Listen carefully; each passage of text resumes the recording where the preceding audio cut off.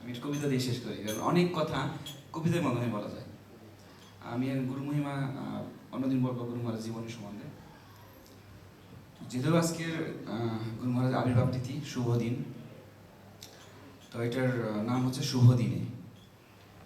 নম ওম বিষ্ণুপদায় কৃষ্ণ পৃষ্ঠায় ভূতলে শ্রীমতে ভক্তিচারু স্বামী নীতি নামিনে স্নিগ্ধ চেতা সুপ্রনেতা বাগ্নিনাম চরসাপ্লুতম প্রভুপাদগত প্রাণ নৌমি ভক্তিচারপদম। এই শুভ দিনে আরাধনা করি গুরুদেব শ্রীল ভক্তিচারু স্বামী। পতিত অধম দুরাচারী আমি, কি হবে আমার গতি? সংসার মায়ায় চিত্ত সদামতি, কৃষ্ণ ভজনে নাহি হয় রতি। এভাবে কি হবে মোর ভক্তি রীতি? তাই আজ তব চরণে মোর পূর্ণ শরণাগতি। কৃপা করে করো মোরে গুরুদেব, হয় যেন কৃষ্ণ ভক্তিতে রুচি।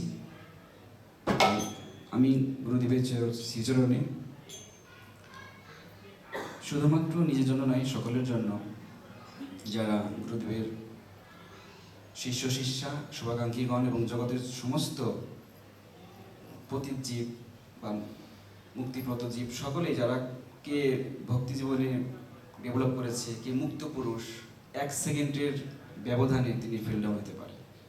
1 সেকেন্ড বৈষ্ণব অপরাধ।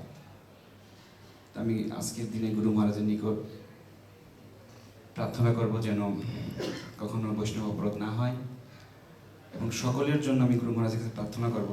গুরু মহারাজ তখনই সন্তুষ্ট হয় যে শুধুমাত্র নিজের জন্য কিছু চাবে না, নিজে খাবে না, সকলকে দিয়ে খাবে, সকলকে ভালোবাসবে, তাহলে গুরুদেব সন্তুষ্ট হয়।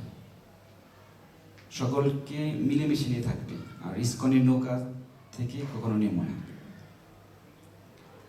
তো আপনাদের সকলের চরণে আশীর্বাদ আমি ভিক্ষা করি, আমাকে কৃপা করবেন যেন আমি গুরুদেবের বাণী পালন করতে পারি। এবং আমি গুরু মহারাজের নিকট সকলের, আমি ছোট হয়ে আমি সকলের জন্য প্রার্থনা করি, গুরুদেব আপনি আপনার কৃপাবর্ষণ দান করবেন সকলের উপর, যেন আমরা আপনার বাণী সেবার মাধ্যমে প্রভুপাদকে সন্তুষ্ট করতে পারি, কৃষ্ণকে সন্তুষ্ট করে আমরা ভগবানের সেবায় নিত্যকাল যুক্ত থাকতে পারি।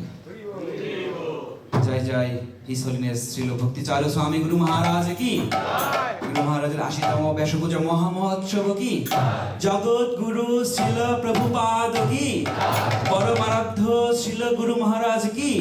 জয় জয়